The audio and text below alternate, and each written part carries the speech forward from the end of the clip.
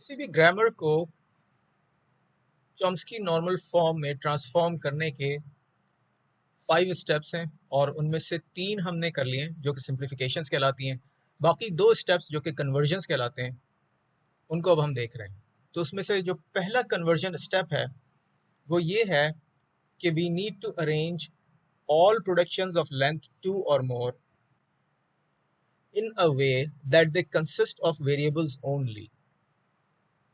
यानी कि वो सारी प्रोडक्शंस जिनकी लेंथ 2 या उससे ज्यादा है उनको इस तरह प्रोडक्शंस में कन्वर्ट करना है कि सिर्फ वेरिएबल्स रह जाएं बॉडी में, कुछ और ना हो। ठीक है, तो उसके लिए हमें करना ये होता है कि हमें कुछ नई प्रोडक्शंस इंट्रोड्यूस करनी होती है और उन नई प्रोडक्शंस को इंट्रोड्यूस करने के लिए कुछ नए वेरिएबल्स को यूज करना होता है। ठीक है, तो वो सारी प्रोडक्शंस जिनकी लेंथ 2 और मोर है उसमें जो टर्मिनल्स आ रहे हैं उनके लिए हम नए वेरिएबल्स इंट्रोड्यूस करवा रहे हैं। तो फॉर एग्जांपल यहाँ हम देख सकते हैं कि लेंथ 2 में a आ रहा है, स्मॉल a, तो उसके लिए हम एक नया वेरिएबल यहाँ पे डिफाइन कर रहे हैं, कैपिटल A। और ये वेरिएबल जब हम डिफाइन कर रहे हो तो जरूरी है कि ये नए वेरिएबल्स हो, ऐसा ना हो कि हम एग्जिस्टिंग वेरिएबल्स के नाम यूज करना शुरू कर दें और उससे हमारी ग्रामर जो है बिल्कुल ही चेंज हो जाएगी। और इसके अलावा जैसे हम देख सकते हैं कि यहाँ b है और इस प्रोडक्शन में जो बॉडी है उसकी लेंथ जो है वो 2 है, तो इसलिए हमें b के लिए भी एक वेरिएबल चाहिए होगा, तो हमने यहाँ पे b के लिए एक वेरिएबल यूज कर लिया। इसी तरह 0 भी यूज हो रहा है, 0 का वेरिएबल 1 यूज हो रहा है, तो 1 के लिए o हमने एज अ वेरिएबल यूज कर लिया। प्लस साइन के लिए p, मल्टीप्लिकेशन साइन के लिए m, लेफ्ट पैरेंथेसिस के लिए l और राइट पैरेंथेसिस के लिए r। तो अब होगा ये कि इसमें हम जब हमने ये नए वेरिएबल्स इंट्रोड्यूस करवा दिए हैं, ठीक है, नोट करें कि एरो का डायरेक्शन जो है वो वेरिएबल से टर्मिनल की तरफ है, यानी कि लेफ्ट साइड पे वेरिएबल आएगा और हमेशा कॉन्टेक्स्चुअल ग्रामर में लेफ्ट साइड पे वेरिएबल ही आता है। बाज़ दफा स्टूडेंट्स गलती ये करते हैं कि वो वेरिएबल राइट साइड पे लिख देते हैं और टर्मिनल लेफ्ट साइड पे लिख देते हैं। ठीक है, तो हम नए वेरिएबल्स इंट्रोड्यूस करवा रहे हैं इन टर्मिनल्स के लिए, तो अब ये part of the language, sorry part of the grammar हो जाएंगे। ठीक है, और हम इनको यूटिलाइज करेंगे इस तरह के जहां जहां लेंथ 2 और मोर वाली बॉडीज हैं उनमें हम इन टर्मिनल्स के बजाय उनके वेरिएबल्स लिख देंगे। ठीक है, लेंथ 2 और मोर वाली में, लेंथ 1 वाली में नहीं। तो अब ये यहाँ पे a अलोन है, अगर हम इस a की जगह कैपिटल A लिख देंगे तो फिर क्या होगा, हम यूनिट प्रोडक्शन इंट्रोड्यूस करवा देंगे। यूनिट प्रोडक्शंस हमने ऑलरेडी एलिमिनेट कर दी हैं, अगर हम दोबारा यूनिट प्रोडक्शंस इंट्रोड्यूस करवा देंगे तो फिर हम चॉम्स्की नॉर्मल फॉर्म में नहीं जा सकेंगे। ठीक है, तो बाज़ स्टूडेंट्स ये भी करते हैं कि वो ये गलती कर देते हैं कि यहाँ पर जो है यूनिट प्रोडक्शंस इंट्रोड्यूस करवा देते हैं। तो रूल ये कह रहा है कन्वर्जन स्टेप का कि arrange all productions of length 2 और मोर, बहुत इंपॉर्टेंट है याद रखना, लेंथ 2 और more in a way that they consist of variables only. तो अब जितने भी यहाँ पे है e प्लस टी को हम प्लस की जगह p यूज कर लेंगे, e p t हो जाएगा। t मल्टीप्लाई बाय f, तो मल्टीप्लाई की जगह m यूज कर लेंगे। तो जितने भी टर्मिनल्स हैं जो लेंथ 2 और मोर में है, इस a को इसी तरह रहने देंगे, इस स्मॉल b को इसी तरह रहने देंगे, i के साथ कैपिटल B लिख लेंगे, इसी तरह i के साथ यहाँ पे कैपिटल O लिख लेंगे फॉर सॉरी Z लिख लेंगे कैपिटल फॉर 0, I के साथ O लिख लेंगे फॉर कैपिटल O फॉर 1। तो इस तरह हम इसको कन्वर्ट करेंगे। तो ये कन्वर्ट करने के बाद हमारी ग्रामर जो है वो ये बन गई, यानी कि वो सारे के सारे नए रूल्स जो हमने इंट्रोड्यूस करवाए वो भी अब ग्रामर का हिस्सा हो गए हैं और उसको हमने उसी तरह लिखा है जैसे हम प्रोडक्शन रूल्स लिखते हैं। यहाँ कोई इक्वल्स टू का साइन नहीं आ रहा, प्रोडक्शन रूल्स को हम इक्वल्स टू के साइन से नहीं यूज कर रहे होते, स्टूडेंट्स इक्वल्स टू का साइन यूज करना शुरू कर देते हैं यहाँ पे।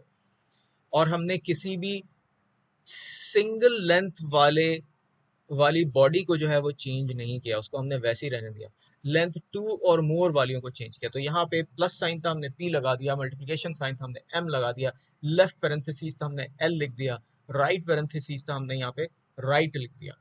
ठीक है, तो इस तरह बाकी हमने, अगर हम पिछले जाके देखें तो सारे के सारे प्रोडक्शन रूल्स को हमने कन्वर्ट कर दिया है इस तरह कि लेंथ 2 और मोर वाली प्रोडक्शन बॉडीज में सिर्फ और सिर्फ वेरिएबल्स रह गए हैं।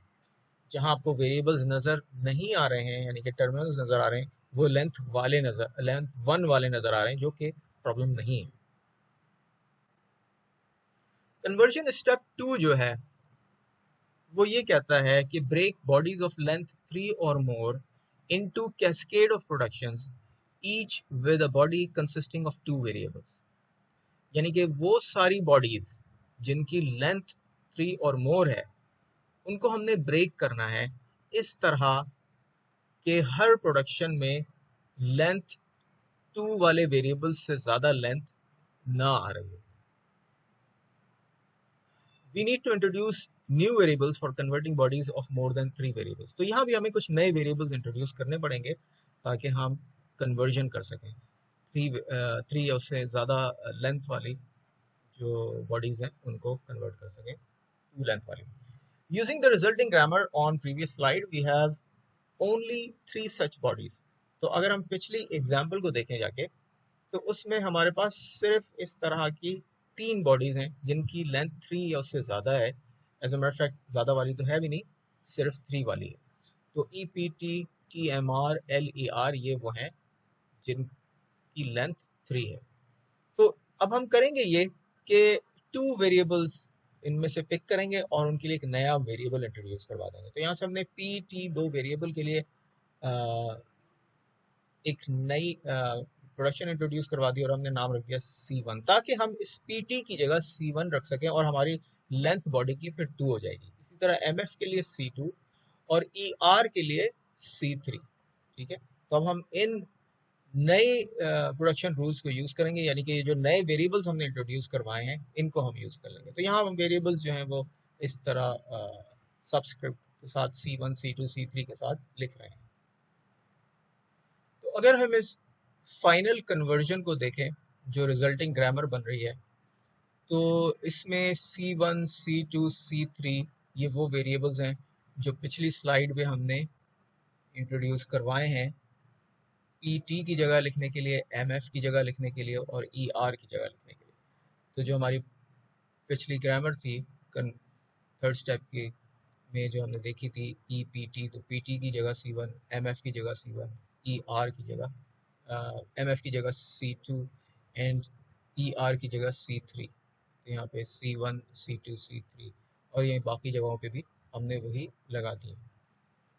तो अब जो रिजल्टिंग ग्रामर आ रही है हमारे पास, उस रिजल्टिंग ग्रामर में बॉडी में 2 वेरिएबल्स हैं या फिर बॉडी में एक टर्मिनल है। ठीक है, तो चॉम्स्की नॉर्मल फॉर्म की जो रिक्वायरमेंट थी, अगर हम सबसे पहली स्लाइड पे जाएं कि चॉम्स्की नॉर्मल फॉर्म में इस तरह की प्रोडक्शंस ही हो सकती हैं, यानी कि बॉडी में 2 वेरिएबल्स या बॉडी में एक टर्मिनल, इसके अलावा और कोई फॉर्म में नहीं हो सकती। तो हमारी जो आखिरी जो कन्वर्जन स्टेप है उसको परफॉर्म करने के बाद जो फाइनल ग्रामर हमारे पास आ रही है उसमें सिर्फ और सिर्फ चॉम्स्की नॉर्मल फॉर्म वाली ही प्रोडक्शंस मौजूद हैं, यानी कि या तो बॉडी में 2 वेरिएबल्स हैं या फिर एक टर्मिनल है। ठीक है, 2 वेरिएबल्स अलोन, एक टर्मिनल अलोन, इसके अलावा और कुछ नहीं है। और जो जो हमने नए वेरिएबल्स इंट्रोड्यूस करवाए थे उनकी प्रोडक्शंस भी इसके साथ अब इस ग्रामर का हिस्सा बन गई है, क्योंकि अगर हम यहाँ C1 लिख रहे हैं और C1 की प्रोडक्शन यहाँ पे मेंशन नहीं कर रहा है तो इसका मतलब ये है कि हमारी ग्रामर कंप्लीट नहीं है। इसी तरह अगर हमने ये कैपिटल A स्मॉल a के लिए इंट्रोड्यूस करवाया है और अगर हम इसको यहाँ ग्रामर के साथ नहीं लिख रहे हैं तो इसका मतलब है ये इसका हिस्सा नहीं है। तो इस कॉन्सेप्ट को समझना बहुत ज़रूरी है कि जो ओरिजिनल ग्रामर थी, जिस लैंग्वेज को वो रिप्रेजेंट कर रही थी, इन कन्वर्जन स्टेप्स के बाद भी उस ही लैंग्वेज को वो रिप्रेजेंट कर रही है। अगर हम ये मिस कर जाएंगे, ये वाले जो वेरिएबल्स हैं या ये वाले जो वेरिएबल्स हैं इस ग्रामर में इंक्लूड करना मिस कर जाएंगे, तो इसका मतलब ये है कि ये फिर इक्विवेलेंट ग्रामर नहीं रही। ठीक है, तो इस चीज को इसको करने का एक मकसद है। अगर इसको हम इसी तरह करें और मिस कर जाएं और ना लिखें और फिर आप एक्सपेक्ट करें कि आपको पूरे मार्क्स मिलेंगे एग्जाम में, तो ये पॉसिबल नहीं होगा। तो ये कॉन्सेप्ट समझना बहुत ज़रूरी है और उस हिसाब से फिर प्रॉब्लम को सॉल्व करना ज़रूरी है। तो बेसिकली हमारी ये ट्रांसफॉर्मेशन एक ग्रामर की चॉम्स्की नॉर्मल फॉर्म में हम अगर समराइज करें तो 5 स्टेप्स फॉलो करते हुए भी सबसे पहले 3 सिंप्लीफिकेशंस थी, जिसमें हमने सबसे पहले एप्सिलॉन प्रोडक्शंस को एलिमिनेट किया, उसके बाद हमने यूनिट प्रोडक्शंस को एलिमिनेट किया, और फिर तीसरे स्टेप में हमने यूजलेस सिंबल्स को एलिमिनेट किया। फिर उसके बाद 2 कन्वर्जन स्टेप्स थे। पहले कन्वर्जन स्टेप में हमने उन बॉडीज को चेंज किया इस तरह, जिनकी लेंथ 2 और मोर थी, इस तरह के उनकी बॉडीज में सिर्फ और सिर्फ वेरिएबल्स आए लेंथ 2 और मोर वाली। और आखिरी स्टेप में यानी कन्वर्जन स्टेप 3 में हमने वो बॉडीज जिनकी लेंथ 3 और मोर थी उनको इस तरह ब्रेक किया कि लेंथ 2 वाली सिर्फ बॉडीज रह जाएं जो कि वेरिएबल्स पर कंसिस्ट करती होंगी। तो फाइनली हमने ये पांचों स्टेप्स कवर कर लिए एग्जाम्पल्स के थ्रू कि किस तरह एक कॉन्टेक्स्ट फ्री ग्रामर को चॉम्स्की नॉर्मल फॉर्म में ट्रांसफॉर्म किया जाता है।